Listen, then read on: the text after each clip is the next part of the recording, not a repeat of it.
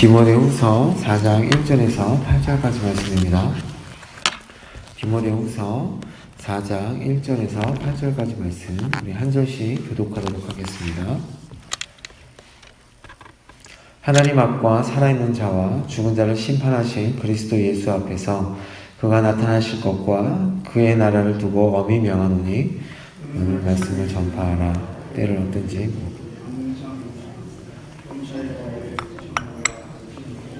정책하며 경계하며 권하라. 때가 이르니 사람이 바른 교훈을 받지 아니하며 귀가 가려워서 자기의 사욕을 따를 스승을 많이 두고 또 그 길을 진리에 돌이켜 허탄한 이야기를 따르리라. 그러나 너는 모든 일에 신중하여 고난을 받으며 전도자의 일을 하며 내 직무를 다하라. 부어지고 나의 떠날 시각이 가까웠도다. 나는 선한 싸움을 싸우고 나의 달려갈 길을 마치고 믿음을 지켰으니 이제는 후로는 나를 위하여 의의 멸류관이 예비되었으므로 주 곧 의로우신 재판장이 그날에 내게 주실 것이며 내게만 아니라 주의 나타나심을 사모하는 모든 자에게니라. 아멘. 말씀을 전파하라 라는 제목을 가지고 말씀을 증거하도록 하겠습니다. 바울은 디모데에게 복음 선포와 가르치는 일을 오늘 본문에 엄중하게 명령하고 있습니다. 하나님의 감동으로 된 말씀이 사람을 바르게 하여 선을 행하기에 온전한 사람이 되게 하는 것이라면 디모데는 마땅히 그것을 선포하고 가르치는 일에 최선을 다해야 합니다. 그런 디모데에게 오늘 말씀은 맹세와 함께 명령을 하고 있습니다. 그 맹세도 하나님과 그리스도의 재림 그리고 하나님의 나라를 근거로 하여서 맹세를 합니다.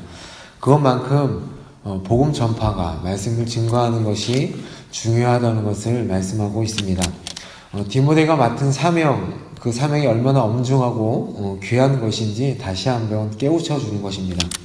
이것을 명하면서 그리스도의 재림과 하나님의 나라를 언급하는 것은 그 일이 이 땅에서의 일이 아니라 다가오는 하나님의 나라의 일이라는 것을 말씀하는 것입니다. 디모데에게 이것을 명령하면서 5가지 동사로 일을 감당하라고 합니다.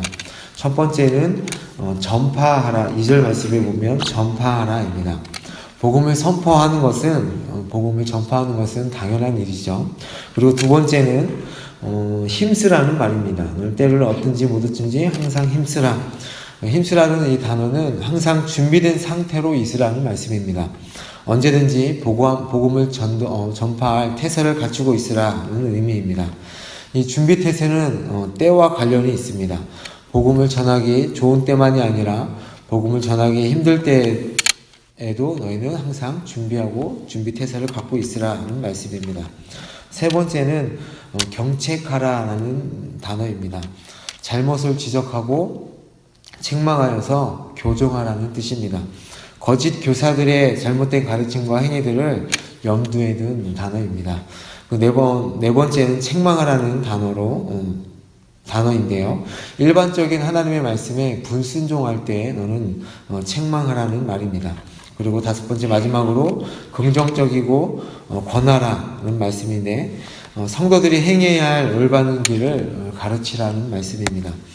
우리가 어제 보았던 3장 16절의 말씀을 다시 한번 사도 바울이 디모데에게 재설명하고 있는 것입니다. 복음을 선포하여 가르치되 잘못된 길을 가는 자들은 경책하여 돌이키게 하고 불순종하는 자들을 책망하여서 올바른 길을 가도록 권면하라는 것입니다. 그러면서 힘써야 하는 이유가 3절과 4절에 나와 있습니다. 앞으로 사람들이 복음의 진리를 붙들기 싫어하고 이단적인 가르침을 따르는 것을 더 좋아할 것이기 때문에 너는 그렇게 하나님 앞에 힘써라 라는 말씀입니다. 이런 일이 일어나는 것은 다 사람들이 탐욕 때문에 그렇다고 말씀합니다. 왜냐하면 복음대로 살면 말씀대로 살면 핍박과 어려움이 있기 때문에 그 말씀을 듣기 싫어할 것이다. 그리고 자신들에게 복을 줄 거라는 말을 좋아해서 그것을 쫓아갈 것이다 라는 말씀을 합니다. 그리고 그것이 어떤 이야기냐면 허탄한 이야기가 바로 그것이다. 세속적인 욕망에 부합하는 이단적인 가르침을 더 좋아하고 그것을 따라간다는 것입니다. 자신들이 듣기 원하는 소리를 해서 귀를 시원하게 해주는 그런 가르침을 따라가는 것이 이 시대입니다. 그러면서 5절에 신중하게 인내하며 그 직무를 다하라 라고 말씀합니다. 에베소 교회에서 목회를 하던 디모데는 항상 거짓 교사들과 싸워야 했습니다. 그들이 어떤 원리로 복음을 공격하고 교회를 흔들리게 하는지 신중하게 판단해서 그들로 통하여 오는 고난을 너는 견뎌라 라는 말씀입니다. 신중하라는 명령은 많은 사람들이 좋아한다고 해서 또 많은 사람들이 그렇게 얘기한다고 해서 그것을 따라가는 것이 안 된다. 그렇게 따라가면 안 된다라는 말씀입니다. 항상 하나님의 말씀이 옳은가 판단하고 그것이 항상 좋은 것이 아니라는 것을 많은 사람들이 좋아해서 따라가는 것이 좋은 것이 아니라는 것을 항상 기억하여서 조심하라는 것이 바로 신중하라는 말씀입니다.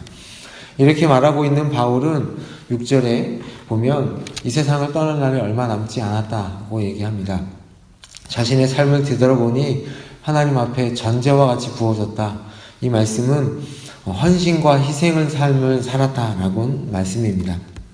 그러면서 경기장의 선수와 같이 최선을 다해 달려서 그 결승점에 도달했다고 7절에 말씀합니다. 그러면서 이 싸움을 어떤 싸움이라고 얘기하냐면 선한 싸움이다 라고 얘기합니다. 사상의 법대로 싸우는 것이 아니라 믿음으로 싸웠기 때문에 하나님께서 주신 믿음의 원리로 달려갔기 때문에 선한 싸움이다 라고 말씀합니다. 이 경기를 자기가 달려가는 이 경기의 심판자가 누구냐 면 8절에 보면 바로 예수님이시다 라고 얘기합니다. 그는 의로운 재판장이시기 때문에 정의롭게 판단하셔서 자신에게 상을 주실 것이다 라고 얘기합니다. 복음을 증거하면서 억울한 재판을 받고 억울한 누명을 쓰고 욕을 받았던 복음 때문에 핍박받고 고난받았던 모든 일들을 예수님께서 의로우신 재판장이 되셔서 다 심판하실 것이다 라는 말씀입니다. 그러면서 자신뿐만 아니라 예수님을 믿고 예수님이 다시 오실 것을 바라보는 모든 자들에게 그렇게 달려가고 그 멸류관을 바라보라 라는 말씀이 오늘 말씀입니다. 바울에게 있어서 오늘 이 말씀은 마지막 유언입니다. 이 디모데 후서를 쓰고 바울은 얼마 있지 않아서 죽게 됩니다. 그 유언을 남기면서 가장 하고 싶었던 말이 무엇일까요? 그것은 바로 말씀을 전파하라는 것입니다. 말씀을 전파하면서 그 말씀대로 살라는 것이고 끝까지 선한 싸움을 싸워서 하나님 앞에서 그 멸류관을 받으라는 말씀입니다. 오늘도 이 선한 싸움의 길을 달려가면서 우리에게 예비하신 그 멸류관을 바라보면서 복음을 전파하며 살아가시는 여러분이 되시기를 예수님의 이름으로 축복합니다.